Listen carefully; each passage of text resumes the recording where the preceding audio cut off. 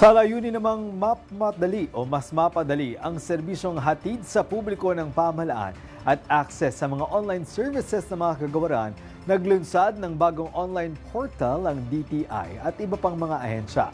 Si Alyssa Insigne para sa 13 sa tanghali.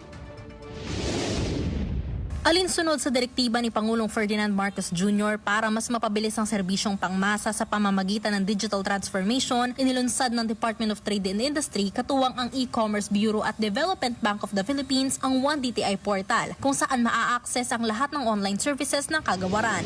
Lahat ng mga e-services or yung online services ng DTI.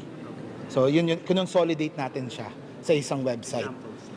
For example, sir, yun sa business name registration, yan po yung medyo very common eh. Kasi meron pa rin po kasing mga ibang services na kailangan face-to-face po. Maaari rin sa portal ang mag-submit ng anumang reklamo o concern sa negosyo. Hindi gaya ng naunang portal, hindi na kailangang i-navigate pa ng users ang iba't ibang website at hindi na rin kailangang mag-submit ng parehong impormasyon para sa iba't ibang transactions. Sa bagong portal, siniguro ng DTI na mas maayos na ang digital service na hatid nila sa publiko.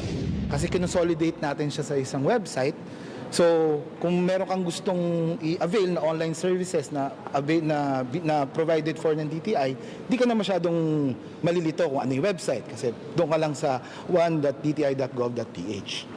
Kabilang sa mga ma-access online ay ang e-commerce Trustmark, online dispute resolution system, online business database at iba pa. Isa sa pinakamatutulungan ng portal ay ang micro, small and medium enterprises. Minomonitor ng e-commerce bureau ang mga e-commerce business owners kung magkakaroon sila ng concern sa pagde-deliver ng serbisyo, lalo na't malaking issue sa bansa ngayon ang presyo ng langis. Though you offer your services online, yung delivery nga naman talaga is manual pa rin. We will coordinate na lang with e-commerce platforms and stakeholders kung paano rin siguro ba makatulong din or assist them in any way we can.